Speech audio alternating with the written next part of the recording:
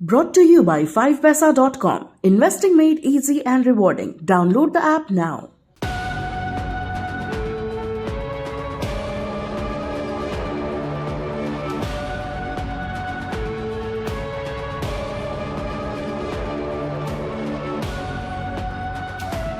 इस साल महंगाई की मुसीबत लोगों की जेब से दूर होने को तैयार नजर नहीं आती।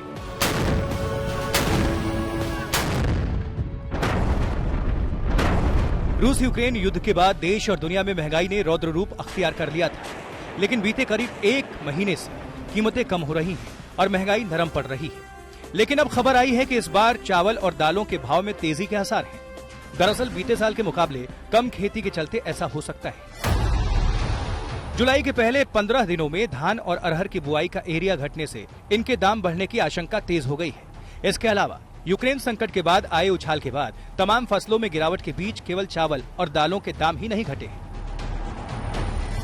कृषि मंत्रालय के आंकड़ों के मुताबिक 15 जुलाई तक धान के रकबे में 17.4% गिरावट आई है।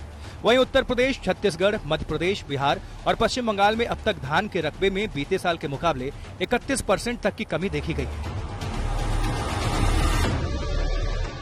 चावल के अलावा दालों का रुझान पलटने की भी आशंका देखी जा रही है।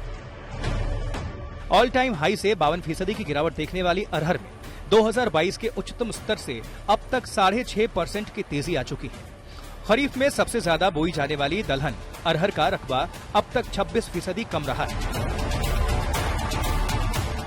अगर 2021 और 22 में बाकी दूसरे फसलों से चावल और अरहर की बुआई की तुलना करें, 2021 में धान की बुआई 155 लाख हेक्टेयर एरिया में हुई थी, जबकि इस साल 128 लाख हेक्टेयर क्षेत्र में ही बुआई हो पाई है।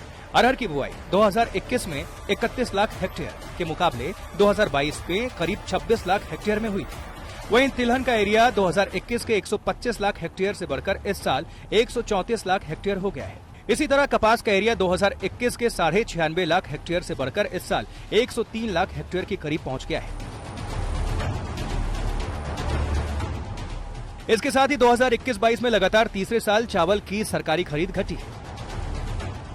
आंकड़ों के मुताबिक 2021-22 के रबी सीजन में चावल की सरकारी खरीद करीब 44 लाख टन हुई।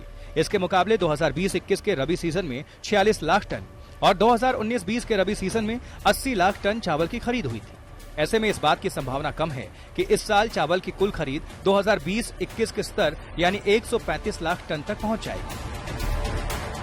पिछले साल भी चावल के उत्पादन में कमी दर्ज की गई थी। बीते कुछ महीनों से दुनिया भर में सप्लाई की कमी से चावल की कीमतें कम नहीं हो रही हैं। उल्टा आने वाले दिनों में इनके दाम बढ़ने की आशंका है।